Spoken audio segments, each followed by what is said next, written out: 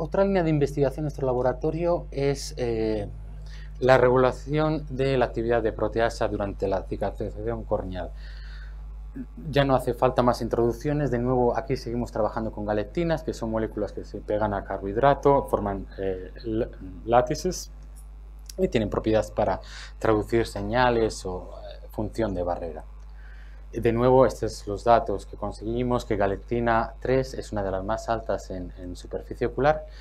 Voy a hacer ahora un poquito de hincapié en la estructura de la galectina porque es importante para entender esta parte del trabajo. Como he dicho antes, la galectina polimeriza. Si no hay ningún ligando, no hay mucina, básicamente se pega una con la otra, no pasa nada. Si tenemos un ligando, polimeriza y crea estas látices. Esto es importante. Este proceso de polimerización está modulado por la parte N-terminal, aminoterminal. Y de hecho, si nosotros quitamos de manera artificial esta parte, lo que ocurre es que la galectina se pega al receptor, pero no polimeriza. Entonces este es un reactivo que voy a mostrar que lo utilizamos como control para demostrar que cuando obtenemos respuestas biológicas están mediadas por este proceso de polimerización. He mostrado antes que la galectina en células estratificadas se pega a la mucina y da barrera. Otros grupos también trabajando en córnea han mostrado que la galectina se pega a integrinas y favorece la migración corneal durante cicatrización. Una cosa interesante sobre la galectina es que se pega a un azúcar muy corriente, se llama galactosa. Galactosa está en todas las superficies celulares, es corriente. Entonces, nuestra hipótesis fue, bueno, la mucina es un receptor para la galectina, pero no va a ser el único.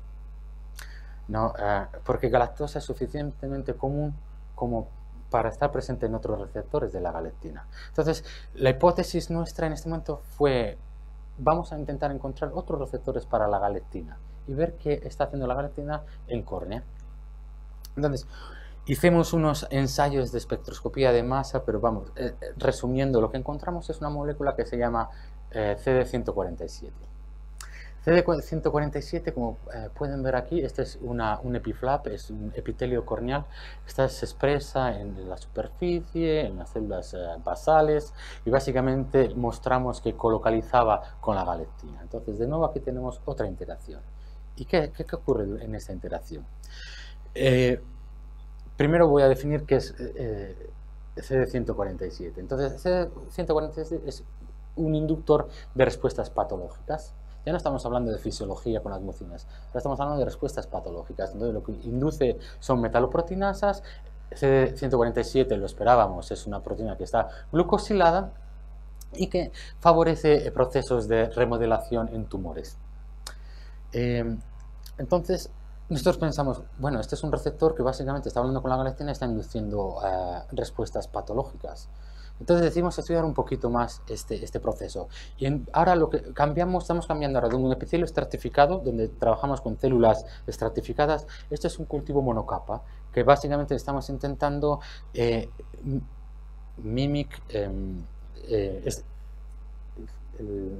imitar un epitelio durante cicatrización corneal, un epitelio que está migrando.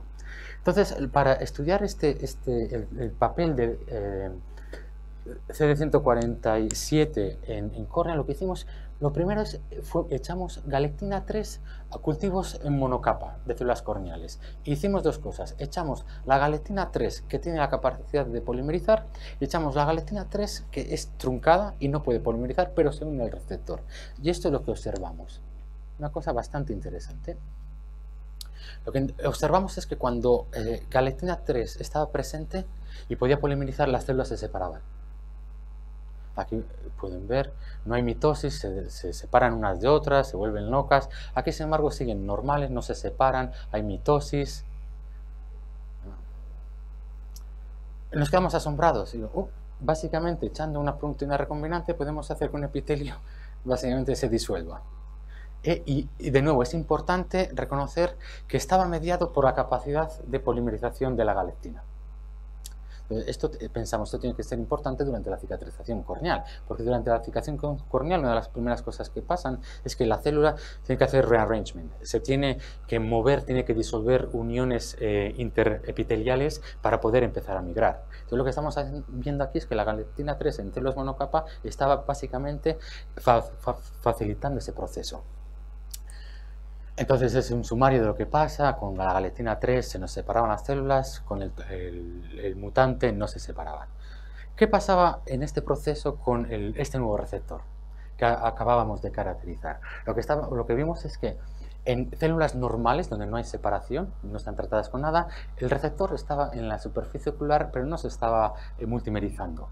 Cuando echábamos galectina 3, como esperábamos, galectina 3 multimeriza el receptor en áreas de contacto entre las dos células y empezamos a ver separación entre las células. Cuando la galectina está truncada y no puede polimerizar, básicamente es como una charnada. No vemos multimerización del receptor CD147. ¿Qué pasaba con las uniones de membrana? Este es un ejemplo con oclutina. En una célula normal está en la separación entre las dos células. Cuando echábamos la galectina 3, que puede pegarse al receptor y puede polimerizar, lo que veíamos era que destrozaba estas uniones. Y esto no pasaba de nuevo con el mutante, que no podía polimerizar. Entonces la pregunta que teníamos, como sabíamos que el CD147 inducía metaloproteinasas, la pregunta que nos pusimos aquí fue, igual es porque la galectina 3, cuando se pega a CD147, está induciendo metaloproteinasas para romper estas uniones entre células.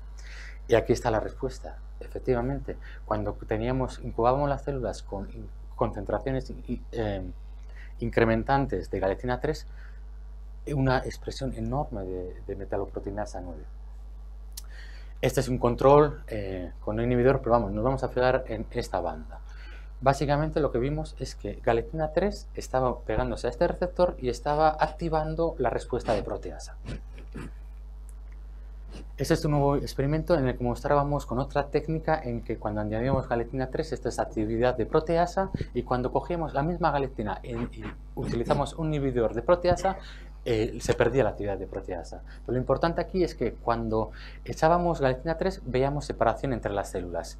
Cuando inhibíamos la galectina 3 o inhibíamos la actividad de proteasa, las células no se separaban. Entonces teníamos un mecanismo en el que básicamente galectina 3 a través de metaloproteinasa estaba separando las células.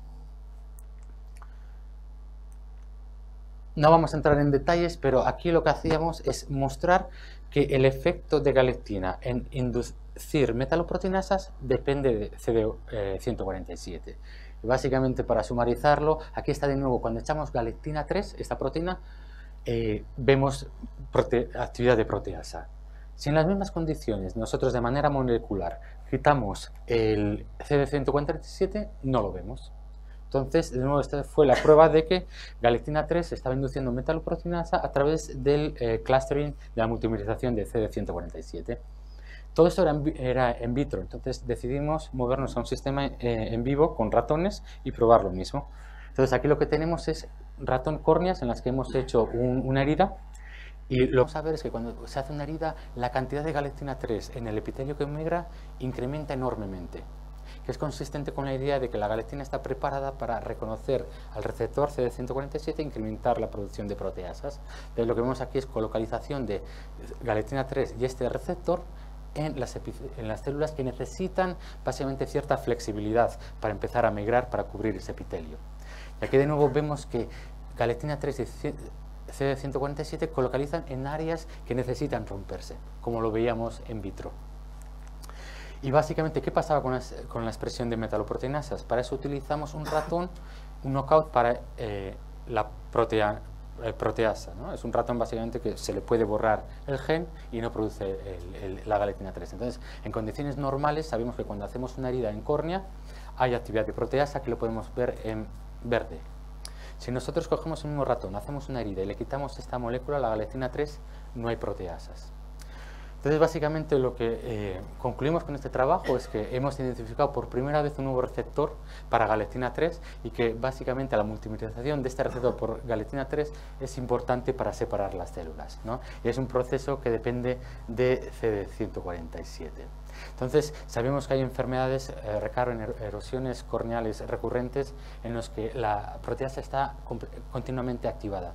Y pensamos nosotros que esto tiene una actividad, un potencial terapéutico, porque si conseguimos eliminar la multimerización de CD147, básicamente podemos disminuir la expresión de proteasa por el epitelio corneal. Este sería nuestro modelo de trabajo, donde tenemos células normales que tienen las ocludina tight junctions con CD147, un poquito de galectina. Como he mostrado antes, si hacemos una herida en córnea, galectina, los niveles de galectina suben muchísimo y en ese momento está dispuesta para multimerizar este receptor en áreas de contacto y perder esas conexiones. De nuevo, agradecimientos a mi laboratorio y colaboradores dentro de Harvard, fuera de Harvard y en otros lugares de Estados Unidos, en California, el consorcio para Functional Glycomics. Muchísimas gracias.